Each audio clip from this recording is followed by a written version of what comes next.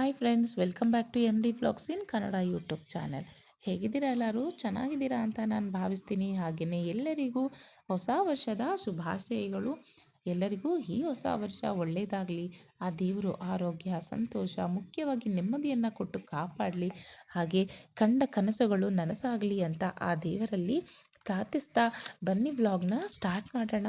ವ್ಲಾಗ್ನ ಸ್ಟಾರ್ಟ್ ಮಾಡೋದಕ್ಕಿಂತ ಮುಂಚೆ ಯಾರೆಲ್ಲ ನನ್ನ ಚಾನಲ್ನ ಸಬ್ಸ್ಕ್ರೈಬ್ ಮಾಡ್ಕೊಂಡಿಲ್ಲ, ಪ್ಲೀಸ್ ದಯವಿಟ್ಟು ಸಬ್ಸ್ಕ್ರೈಬ್ ಮಾಡ್ಕೊಳ್ಳಿ ಅಂತ ಕೇಳ್ತಾ ಬನ್ನಿ ವ್ಲಾಗ್ನ ಸ್ಟಾರ್ಟ್ ಮಾಡೋಣ. ನೋಡ್ಬೋದು ಮಕ್ಕಳಿಬ್ಬರು ಇಲ್ಲಿ ಬೆಳಗ್ಗೆನೇ ಬೇಗ ಎದ್ಬಿಟ್ಟು ಸ್ನಾನ ಎಲ್ಲ ಮುಗಿಸಿ ಕೇಕ್ನ ಕಟ್ ಮಾಡ್ತಾ ಇದ್ದಾರೆ.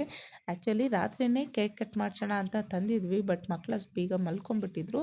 ಅದಕ್ಕೋಸ್ಕರ ಬೆಳಗ್ಗೆನೇ ಇವರು ಸಹ ಕೇಕ್ ಕಟ್ ಮಾಡಬೇಕು ಅಂತ ಬೇಗ ಬೇಗ ರೆಡಿ ಆಗಿದ್ದಾರೆ. ಹಾಗೆಯೇ ಈ ನಮ್ಮ ಹೊಸ ವರ್ಷ ನಾನು ಮಕ್ಕಳ ಜೊತೆ ತುಂಬಾ ಚೆನ್ನಾಗಿ ಸೆಲೆಬ್ರೇಟ್ ಮಾಡಿಕೊಂಡೆ. ಹಾಗೆಯೇ ಇವತ್ತು ಬಂದ್ಬಿಟ್ಟು ನಮ್ಮ ಅತ್ತೆಯವರು ಮನೆಯಲ್ಲಿ ಇರಲಿಲ್ಲ, ಯಾಕಂದರೆ ಅವರು ದೇವಸ್ಥಾನಗಳಿಗೆ ಟ್ರಿಪ್ ಹೋಗಿದ್ದಾರೆ ಅಂತ ಗೊತ್ತಾಯಿತು. ಯಾಕಂದರೆ ನಾನು ಅಮ್ಮ ಮನೆಗೆ ಹೋಗಿದ್ನಲ್ವ, ನಮ್ಮ ಅತ್ತೆಯವರು ಮಗಳ ಮನೆಗೆ ಹೋಗಿದ್ದರು. ಸೊ ಅಲ್ಲಿಂದ ಅವ್ರು ಹಾಗೇ ದೇವಸ್ಥಾನಕ್ಕಂತ ಹೊರಟಿದ್ದಾರಂತೆ, ಬಟ್ ಅವರಿನ್ನೂ ಮನೆಗೆ ಬರಲಿಲ್ಲ. ಆದ್ದರಿಂದ ಈ ಒಂದು ಹೊಸ ವರ್ಷನ ನಾನು ಮಕ್ಕಳು ಮತ್ತು ಹಸ್ಬೆಂಡ್ ಜೊತೆ ನಾನು ಸೆಲೆಬ್ರೇಟ್ ಮಾಡ್ಕೋತಾ ಇದ್ದೀನಿ.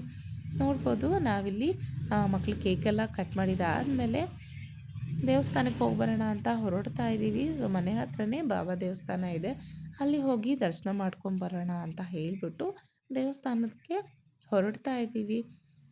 ಮೊದಲೆಲ್ಲ ನಾವು ಅಂದರೆ ನಾನು ಮದುವೆಗೆ ಮೊದಲು ಈ ಒಂದು ನ್ಯೂ ಇಯರ್ನ ಹಿಂದಿನ ದಿನ ನಾನು ಅಕ್ಕ ತಂಗಿ ಮತ್ತು ಅಮ್ಮ ಎಲ್ಲ ಸೇರ್ಕೊಂಬಿಟ್ಟು ಮನೆ ಮುಂದೆ ಎಲ್ಲ ಕ್ಲೀನ್ ಮಾಡಿ ರಂಗೋಲಿ ಹಾಕ್ಬಿಟ್ಟು ಅದಕ್ಕೆ ಕಲರ್ಸ್ ಎಲ್ಲ ಹಾಕ್ಕೊಂಡು ರಾತ್ರಿ ಎಲ್ಲ ಎದ್ದಿರ್ತಾಯಿದ್ವಿ. ಅಕ್ಕಪಕ್ಕದ ಮನೆಯವರು ಅಷ್ಟೇ, ಎಲ್ಲರೂ ಒಂಥರ ಕಾಂಪಿಟೇಷನ್ನು, ಅವ್ರು ಯಾವಾಗ ಬಂದು ಹಾಕ್ತಾರೆ ನಾವು ಅವಾಗ ಹಾಕಬೇಕು, ಅವ್ರಿಗಿಂತ ಚೆನ್ನಾಗಿ ಹಾಕಬೇಕು.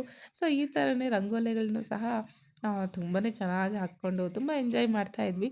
ಬಟ್ ಇವಾಗೆಲ್ಲ ಆ ಥರ ಒಂದು ಸೆಲೆಬ್ರೇಷನ್ ಎಲ್ಲ ತುಂಬಾ ಕಮ್ಮಿ ಆಗಿಬಿಟ್ಟಿದೆ. ಸೊ ತುಂಬ ಮಿಸ್ ಮಾಡ್ಕೋತೀವಿ ಆ ಒಂದು ದಿನಗಳನ್ನು. ನೋಡ್ಬೋದು ನಾವಿಲ್ಲಿ ದೇವಸ್ಥಾನಕ್ಕೆ ಬಂದ್ವಿ.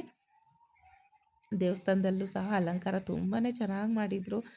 ನಾವು ದೇವಸ್ಥಾನಕ್ಕೆ ಬರೋಷ್ಟೊತ್ತಿಗೆ ಮಧ್ಯಾಹ್ನದ ಆರತಿ ಎಲ್ಲ ಸ್ಟಾರ್ಟ್ ಆಗಿತ್ತು. ನೋಡ್ಬೋದು ದೇವಸ್ಥಾನದಲ್ಲಿ ಅಲಂಕಾರ ಅಂತೂ ತುಂಬಾ ಚೆನ್ನಾಗಿ ಮಾಡಿದ್ದಾರೆ. ಈ ನಡುವೆ ನಾನಂತೂ ದೇವಸ್ಥಾನಗಳಿಗೆ ಬರೋದು ತುಂಬಾ ಕಮ್ಮಿ ಆಗೋಗ್ಬಿಟ್ಟಿದೆ, ಯಾಕಂದರೆ ಕೆಲಸ ಮಾಡೋದು, ಮಕ್ಕಳನ್ನ ನೋಡ್ಕೊಳೋದು, ಹಾಗೆಯೇ ಮನೆ ಕೆಲಸ, ಹೀಗೆ ನಾನು ನಿಜವಾಗ್ಲೂ ದೇವಸ್ಥಾನಕ್ಕೆ ಬರೋದೇ ಫುಲ್ ಕಮ್ಮಿ ಆಗಿಬಿಟ್ಟಿದೆ. ಮೊದಲೆಲ್ಲ ಸಹ ಪ್ರತಿ ಗುರುವಾರ ಬರ್ತಾಯಿದ್ವಿ, ಬಟ್ ಇವಾಗಂತೂ ಬರೋಕ್ಕೆ ಆಗ್ತಿಲ್ಲ, ಒಂಥರ ಬ್ಯುಸಿ ಲೈಫ್ ಆಗೋಗ್ಬಿಟ್ಟಿದೆ. ಆದ್ದರಿಂದ ಈ ವರ್ಷ ಸಾಧ್ಯವಾದಷ್ಟು ನಾನು ದೇವಸ್ಥಾನಗಳಿಗೆ ಬಂದು ದರ್ಶನವನ್ನು ಮಾಡ್ಕೋಬೇಕು ಅಂತ ಅಂದ್ಕೊಂಡಿದ್ದೀನಿ. ನೋಡ್ಬೋದು ಮಕ್ಕಳಿಲ್ಲಿ ದುನಿಗೆಲ್ಲನೂ ಸಹ ಏನಿದು ಅಂತ ಕೇಳಿಬಿಟ್ಟು ಎಲ್ಲ ನಮಸ್ಕಾರ ಮಾಡ್ತಾ ಇದ್ದಾರೆ. ಏನಿದೆ ಒಳಗಡೆ ಅಂತೆಲ್ಲ ಏನೇನೋ ಕ್ವಶನ್ಸ್ ಕೇಳ್ತಾಯಿದ್ರು.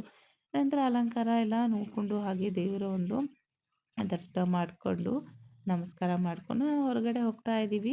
ಇಲ್ಲಿ ಬಂದು ಮಧ್ಯಾಹ್ನದ ಆರತಿ ಸ್ಟಾರ್ಟ್ ಆಗಿದೆ ಅನ್ನಲ್ಲ, ಎಲ್ಲ ಹೊರಗಡೆ ಎಲ್ಲ ನಿಂತ್ಕೊಂಡ್ಬಿಟ್ಟಿದ್ದಾರೆ, ಒಳಗಡೆ ಯಾರನ್ನೂ ಬಿಡ್ತಾ ಇರಲಿಲ್ಲ. ಆಮೇಲೆ ನಿಂತಿರೋದು ನೋಡ್ಬಿಟ್ಟು ಎಲ್ಲನೂ ಒಳಗಡೆ ಕೂರಿಸಿದ್ರು.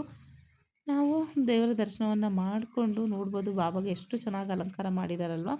ಪರ್ಪಲ್ ಕಲರು, ವೈಟ್ ಕಲರು, ಹಾಗೆ ಲೈಟ್ ಪರ್ಪಲ್ ಕಲರ್ದು ತುಂಬಾ ಚೆನ್ನಾಗಿತ್ತು. ನಂತರ ಅಲ್ಲೇ ನಾವು ಪ್ರಸಾದ ಎಲ್ಲ ತೊಗೊಂಡ್ಬಿಟ್ಟು ತಿಂದ್ಕೊಂಡು ಮನೆಗೆ ಹೋದ್ವಿ. ಮನೆಗೆ ಹೋಗೋಷ್ಟು ಒಂದು ಸ್ವಲ್ಪ ಹೊತ್ತು ಮಕ್ಕಳು ಮಲ್ಕೊಂಡ್ರು. ಸೊ ಹೀಗೇ ಈ ಒಂದು ದಿನ ನಮ್ಮ ಹೊಸ ವರ್ಷ ತುಂಬಾ ಚೆನ್ನಾಗಿ ಆಚರಣೆ ಮಾಡಿಕೊಂಡ್ವಿ. ಇಲ್ಲಿಗೆ ಈ ಒಂದು ವ್ಲಾಗ್ನ ನಾನು ಎಂಡ್ ಮಾಡ್ತಾ ಇದ್ದೀನಿ. ಮತ್ತೊಂದು ವಿಡಿಯೋದಲ್ಲಿ ನಾವು ಬೇಗ ಸಿಗೋಣ ಅಂತ ಹೇಳ್ತಾ ಮತ್ತೊಮ್ಮೆ ಎಲ್ಲರಿಗೂ ಹೊಸ ವರ್ಷದ ಶುಭಾಶಯಗಳು. ಬಾಯ್.